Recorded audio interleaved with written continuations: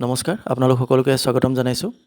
আজি GT-PGT তথা অন্যান্য শিক্ষকসকলৰ মিউচুৱেল ট্ৰান্সফাৰৰ ক্ষেত্ৰত যি এইকেইদিন বাতৰি প্ৰচাৰ হৈ আছে সেই সন্দৰ্ভত এটা ভিডিঅ' প্ৰস্তুত কৰিছোঁ। আজি ইতিমধ্যে অলপ সময়ৰ আগতে শিক্ষামন্ত্ৰী ডাঙৰীয়াৰ এটা বাইট লাভ কৰিছিলোঁ। বাইটটো কেতিয়াৰ সেইটো নাজানো, কিন্তু বাইট এটা লাভ কৰিছিলোঁ, গতিকে আপোনালোকলৈ আগবঢ়াইছোঁ। আৰু শিক্ষামন্ত্ৰী ডাঙৰীয়াৰ এই কথাখিনিৰ জৰিয়তে আপোনালোকে মিউচুৱেল ট্ৰান্সফাৰ সন্দৰ্ভত কেতিয়া হ'ব আৰু কিমানখিনি আপডেট হৈছে, কেতিয়ালৈ অৰ্ডাৰসমূহ ৰিলিজ হ'ব, এই বিষয়ে আপোনালোকে নিজে ধাৰণা কৰিব পাৰিব। গতিকে আপোনালোক সকলোৱে তেখেতৰ বাইটটো এবাৰ শুনি লওক। মিউচুৱেল ট্ৰান্সফাৰবিলাকৰ অৰ্ডাৰ জেনেৰেট হৈছে আৰু এইবাৰ চৰকাৰখন গঠন হ'ল মাত্ৰ মে' মাহত। গতিকে আমি কাম কৰাৰ কাৰণে সময়ো বহুত কম পালোঁ। গতিকে গৰম বন্ধৰ মাজতে গোটেইখিনি অৰ্ডাৰ আমি উলিয়াব পৰা নাই, কিন্তু নহ'লেও অৰ্ডাৰ জেনেৰেট হোৱাটো আৰম্ভ হৈ গৈছে।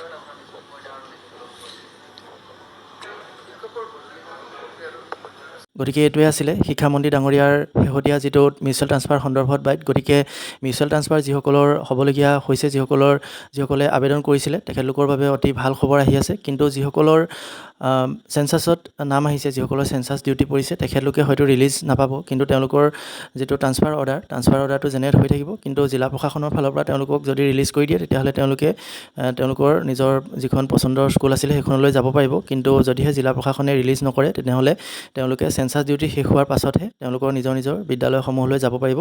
তেতিয়ালৈকে তেওঁলোকে নিৰ্দিষ্ট এতিয়া যি ঠাইত এপইণ্ট হৈ আছে সেই ঠাইতে তেওঁলোকে কৰ্মৰত হৈ থাকিব লাগিব। সেইখিনি কথা আপোনালোকে ইতিমধ্যে গম পাইছে। মুঠতে যিয়ে নহওক, ট্ৰান্সফাৰ অৰ্ডাৰটো ওলাই থাকিলে ৰিলিজ অৰ্ডাৰটো এদিন ওলাবই। গতিকে সেইটো কোনো চিন্তা কৰিবলগীয়া কথা নহয়।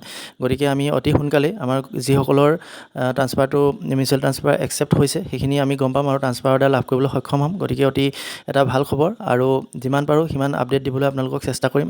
এই ক্ষেত্ৰত খবৰ ৰাখিবলৈ চেষ্টা কৰি আছোঁ। গতিকে যিসকলে নতুনকৈ চেনেলটো চাইছে তেখেতলোকে চেনেলটো ছাবস্ক্ৰাইব কৰি ল'ব পাৰে। আজিলৈ ইমানেই, ধন্যবাদ।